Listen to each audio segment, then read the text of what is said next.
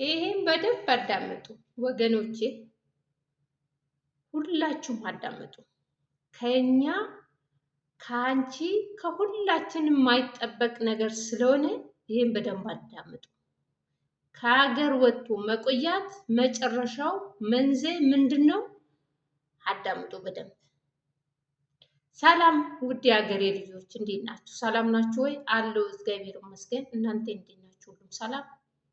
እኔ ጋር ሁሉም ሰላም፣ ሁሉም መልካም። እናንተ ጋር ሁሉም ሰላም፣ ሁሉም መልካም።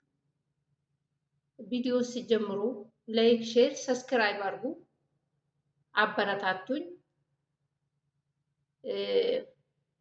ሌላው ወደ ሌላ ጉዳይ ሲገባ ውድ የሀገሬ ልጆች ይሄንን በደንብ አዳምጡ። ይሄ ለአንቺ የሚጠቅም ለኔ የሚጠቅም ለሁላችንም የሚጠቅም ነው እና በደንብ አዳምጡ፣ ስሙ።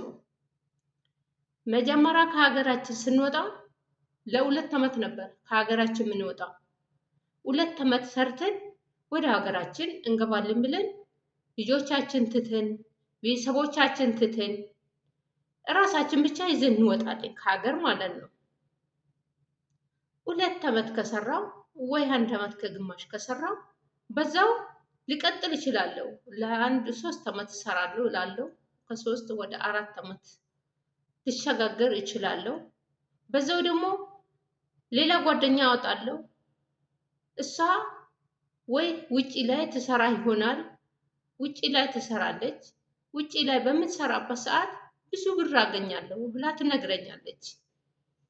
ብዙ ብር አገኛለሁ ብላ በምትነግረን ሰዓት እኔም ወጥቼ እጠፋለሁ። ወጥቼ ስጠፋ እንደተወራ አይደለም። መጀመሪያ ይሄን ያህል ብር ይገኛል ተባለ። ከዛ እንደዛው ሊገባ ይችላለሁ። ይሄን ያህል ይገኛል እንደተባለ ላገኝ ይችላለሁ። ግን ከሱ ላይ ብዙ ጣጣ አለ። ብዙ ብር ይገኛል፣ ብዙ ጣጣ አለ። እሱስ ምንድነው? ብዙ ጣጣ አንደኛ የቤት ኪራይ ጃዛ ቤት የሚከፈለው ግዴታ ነው። እኔ ማዳም ቤትም ተቀመጥኩ መክፈል አይቀርም። አንደኛ ለሻንጣዬ ስል 2 ልብስም ቢሆን 3 ሻንጣ ግዴታ ያስፈልገኛል። ለሻንጣዬ ስል የቤት ኪራይ መክፈል ግድ ይለኛል። ሁለተኛ ያን እረፍት ሲወጣ ወይ አድሬ ሊገባ ይችላለሁ፣ ወይ ውዬ ሊገባ ይችላለሁ። በዛ ሰዓት ወጪ አወጣለሁ፣ ብዙ ብር አወጣለሁ። ሳልበላ አልወጣም፣ እጠጣለሁ። ፔፕሲም ይሁን ምሪንዳ፣ ሌላ ነገር እንኳን ባልጠጣ እሱን ለመጠጣት ብር ማውጣት አይቀርም፣ ቡና መጠጣት አይቀርም፣ ብር አወጣለሁ። ለምን ወጣ አይደለም፣ ትንሽ ነው የሚወጣው። ትራንስፖርት ይኖራል፣ ይወጣል። ወይ ጓደኛ ትኖረኛለች፣ ከሷ ጋራ ዘና ብዬ እገባለሁ ብዬ ብዙ ብር ላወጣ እችላለሁ። በዚህ መሃል ወረቀቴን የሚያሰራበት እድል የለኝም። አንደኛ ጠፍቻለሁ፣ ህገወጥ ነኝ። ሀገር ይወስናል። አንዳንድ ሀገር ጠፍቶም ቢሰሩ ወረቀት የሚሰራበት ሀገር ይኖራል። ያው መጀመሪያ ህገወጥ ነው፣ መጨረሻ ላይ ህጋዊ ሆነው ወረቀታቸው የሚያሰሩበት ሀገር ይኖራል። ግን እንደዛም ሆኖ ስራ ይጠፋል። ስራ ሲጠፋ ያንን ወረቀት በምን አሰራለሁ? የለም፣ ህገወጥ ሆኜ እቀራለሁ። ስራ የለም። ከቤተሰብ ጋራ ቤተሰብ ለምን አገቢም ወደ ሀገርሽ ለምን አገቢም አይበቃም ወይ? በዛው ለ2 ዓመት የወጣው እስከ 10 ዓመት እስከ 8 ዓመት እስከ 9 ዓመት ሊቆይ ይችላለሁ። በዛ ሰዓት ልጆቼ ሲጠብቁኝ ይከርማሉ። ሲጠብቁኝ ከርሞ መጨረሻ ምን ሆናል? የእናትነት ፍቅር ከውስጣቸው ያወጣሉ። እናቴ ሰርታ ትመጣለች ብሎ የሚጠብቁት በቃ እሷ እዛ ቀርታለች፣ እሷ ኑሮ ተመችቶታል፣ በሰው ሀገር እዛው ቀርታለች፣ እኛን አትፈልግም ብሎ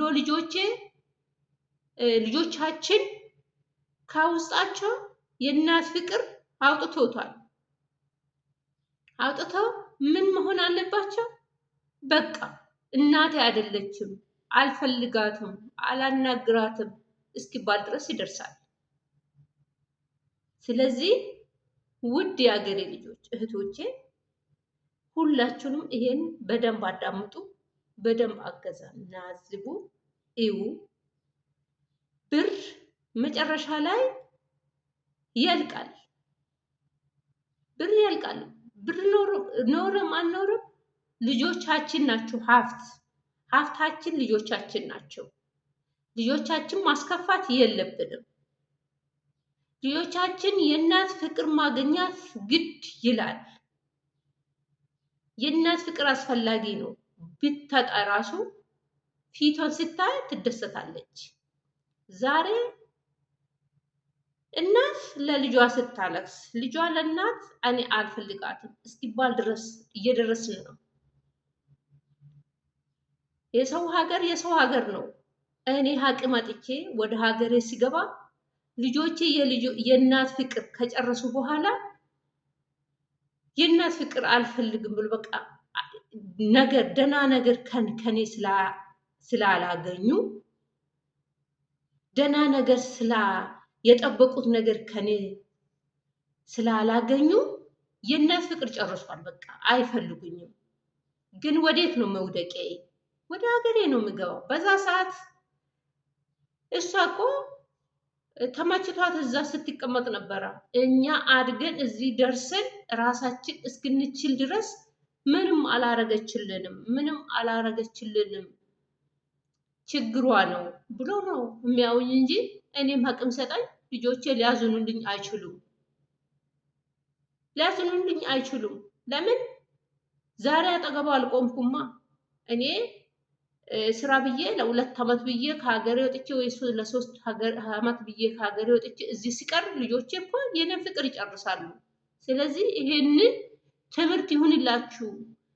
ቢበዛ 6 ዓመት 7 ዓመት በቂ ነው ወገኖቼ። ከልጆቻችሁ ተነጥላችሁ የሰው ሀገር ያላችሁ በተለይ ልጆቻችሁን ትታችሁ ወደ ሰው ሀገር የተሰደዳችሁ ከብር በላይ የልጆቻችሁ ፍቅር ይበልጣል እና ይሄንን ነው የምላችሁ። ይሄንን ሼር ላይክ እያደረጋችሁ ለሁሉም አዳርሱ። ትምህርት ነው ይሄ። ለምን ያለውት እኔ የደረስኩበትን ሳይሆን የሰማሁትን ወይ ደግሞ የገባኝ ነገር ስላለኝ ነው።